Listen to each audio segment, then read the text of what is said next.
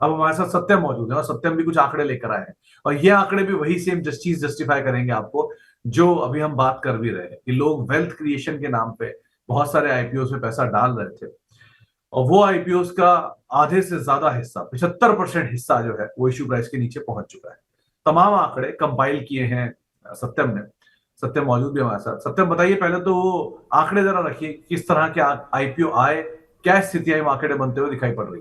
जी sir, हम बात करेंगे कौन से आईपीओस हैं जिनमें सबसे ज़्यादा गिरावट देखने को मिले, लेकिन उसके पहले एसएमई और मेन बोर्ड आईपीओ इनकी एक डेटा देख लेते हैं कि इसमें से जो आईपीओस आए हैं उनमें से कितने ऐसे शेयर हैं जो अपनी लिस्टिंग प्राइस से भी नीचे काम कर रहे हैं और कितने ऐसे हैं जो अपनी इशू प्राइस से नीचे आ चुके हैं। तो एसएमई कैटेगरी में अगर हम देखें, 71% शेयर अपनी लिस्टिंग प्राइस से नीचे ट्रेड कर रहे हैं फिलहाल, और 43% एसएमई कैटेगरी में अपनी इशू प्राइस से भी नीचे आ चुके हैं। तो जो भी इन्होंने वेल्थ बनाई थी 43% शेयर्स ने एसएमई कैटेगरी के, वो सब वाइप आउट होता हुआ दिखा है। इशू प्राइस से भी नीचे अभी ये ट्रेड कर रहे हैं, और वही हाल मेन बोर्ड में भी है।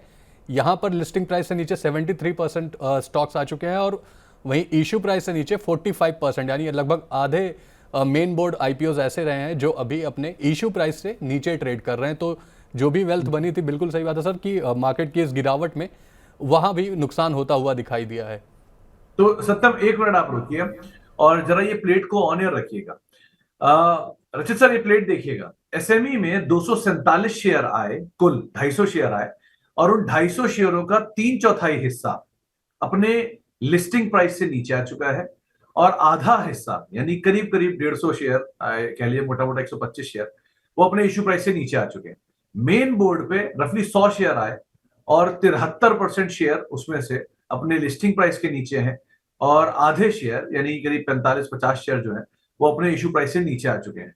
तो इतनी जब सिचुएशन आनी ही थी, तो इतनी भागा दौड़ी किस लिए थी? कि लिस्टिंग प्राइस पर शेयर लेने के लिए, या सबको इतना लॉन्ग टर्म पोर्टफोलियो में अपने शेयरों को ऐड करना था आईपीओ में? क्योंकि हम ही ने इसी बाजार में ये दिन देखे हैं जहां पर 150 गुना शेयर सब्सक्राइब हुए हैं।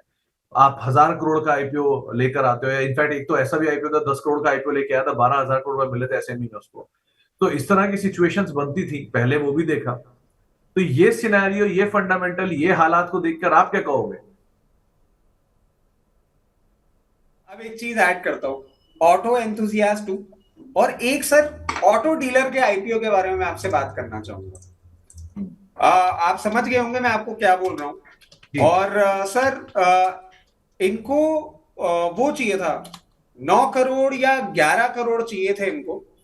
और इनकी हालत ये थी कि सर 2 शोरूम थे, 8 एम्प्लॉय थे, और इनको ऑड 2700 करोड़ रुपए का एलोकेशन मिलता हुआ दिख गया था।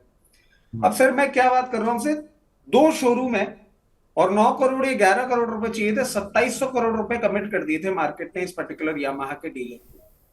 आप देखिए कि फंडामेंटल्स छोड़िए, हम कुछ भी नहीं देख रहे थे जब हम आईपीओ के लिए अप्लाई कर रहे थे। हम लोगों के दिमाग में ये चीज आ गई थी कि आईपीओ अप्लाई करेंगे, लिस्टिंग के दिन बेच देंगे और पैसे कमा लेंगे, which is not the reality. और कितने तो ऐसे आईपीओ थे जो अंडर परफॉर्म भी करते हुए गए हैं। कितने आईपीओ हमने आपके चैनल के माध्यम से डिस्कस किए थे, और हमने साफ कहा था कि आप अपनी दूरी बनाए रखें, क्योंकि एक तो वैल्यूएशन कंफर्ट नहीं मिल रहा था हमको।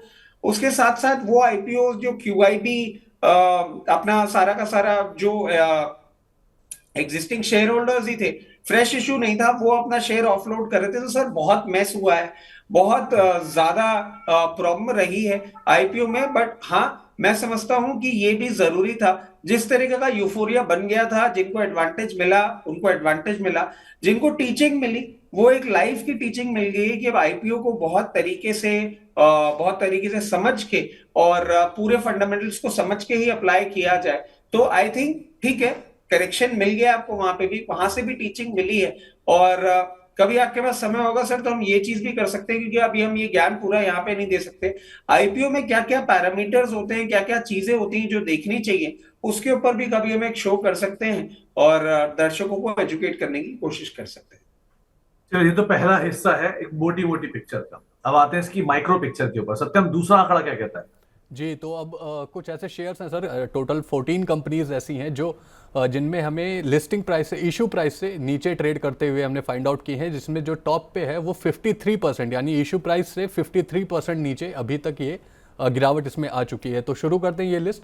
पहले लिस्ट पे आते हैं सर। गोदावरी बायो रिफाइनरीज 352 इसका इशू प्राइस था, 167 इसका करंट मार्केट प्राइस है। ऑलमोस्ट 53% का डिक्लाइन यहाँ पे इशू प्राइस से हमें देखने को मिल रहा है। फिर अगला नंबर है करारो इंडिया का। इसके भी आईपीओ की काफ़ी ज़्यादा चर्चा हुई थी। 704 रुपये पर इशू प्राइस था, 351 पर ये अभी ट्रेड कर रहा है। ऑलमोस्ट 50% का डिक्लाइन यहाँ पे भी हमें इशू प्राइस से देखने को मिल रहा है। सुरक्षा डायग्नोस्टिक अगली कंपनी है, 441 के इशू प्राइस पर इनका आईपीओ आया था। 282 अभी इसका प्राइस चल रहा है, 36% की गिरावट यहाँ हमें देखने को मिल रही है। इसके बाद नॉर्दर्न आर्क कैपिटल जिसका इशू प्राइस था 263 रुपये, ये फिलहाल 174 पर ट्रेड कर रहा है, 34% इशू प्राइस से नीचे अभी इसका ट्रेडिंग लेवल है। दीपक बिल्डर्स एंड इंजीनियर्स 203 का इशू प्राइस, 146 पर स्टॉक ट्रेड कर रहा है। ऑलमोस्ट 28% का डिक्लाइन इशू प्राइस से यहाँ हमें देखने को मिल रहा है। फिर कॉनकॉर्ड एनवायरो सिस्टम्स जो 701 का इशू प्राइस था इस आईपीओ का, अभी स्टॉक 508 रुपये पे ट्रेड कर रहा है। तो 28% का डिक्लाइन हमें यहाँ भी देखने को मिल रहा है। और इस लिस्ट की लास्ट कंपनी है एक्मे सोलर होल्डिंग्स, जिसमें 289 का इशू प्राइस था इनका, 211 के प्राइस पर अभी ये ट्रेड कर रहा है। 27% का डिक्लाइन एक्मे सोलर होल्डिंग में भी देखने को मिल रहा है सर। आधा, एक चौथाई से लेके आधा गिरा हो चुके हैं ये सारे के सारे शेयर, यानी इस तरह की गिरावट आते दिखाई पड़ेगी। 3/4% या तो इनमें वैल्यू रह गई है या फिर आधे के आसपास की वैल्यू रह गई है। तो इस तरह की भारी बिक वाले ये सब वो नाम है जिनके आईपीओ में किसी के बहुत स्ट्रॉन्ग सब्सक्रिप्शन थे, किसी में एक बढ़िया नंबर आता हुआ दिखाई पड़ा, एक अच्छी डिमांड आती हुई दिखाई पड़ी। बच्चे सर, इस तरह के नाम तो है ही आपके सामने, लेकिन अगर जब मैं कल साल के लोज की लिस्ट चेक कर रहा था तो उसमें आपको वो बहुत सारे सिग्नेचर ग्लोबल साल के नए निचले स्तरों पर आता हुआ दिखाई पड़ रहा है, या वो जो एयरपोर्ट रिलेटेड कंपनी थी सर्विसेज देने वाली, वो साल के नए निचले स्तर हिट कर रही है। तो जो 2 साल पहले 1.5 साल पहले के आईपीओ थे, अभी तो वही साल के नए लोज लगा रहे हैं, और ये तो साथ साथ उनके ऐड हो ही रहे हैं। सो एक आईपीओ को लेने के लिए कौन सा समय सही लग रहा है, कहाँ आके खरीदारी करनी चाहिए हमें? सर देखिए, आईपीओ के लिए सबसे बड़ी बात यह है, जो मैं बोल भी रहा था कि कुछ पैरामीटर्स होते हैं जो हमको देखने चाहिए, और सबसे important management valuation.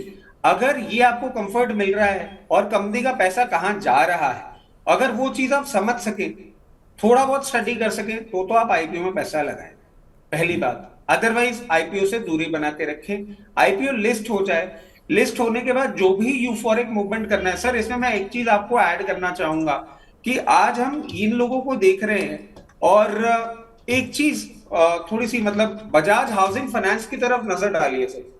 Bajaj housing finance ने आईपीओ बहुत नीचे दाम पे दिया था। If I am correct 72-74 levels पे इसका आईपीओ आया था, और लिस्टिंग 145-150 लेवल्स पे हुई थी। और उसके बाद 2 दिन 3 दिन वहां पे बहुत हल्ला हुआ था, और लोगों ने उस टाइम पे जाके, जिनको नहीं मिला था उस टाइम पे जाके खरीदा था। आज वो आके सर एवरेज कर रहे हैं।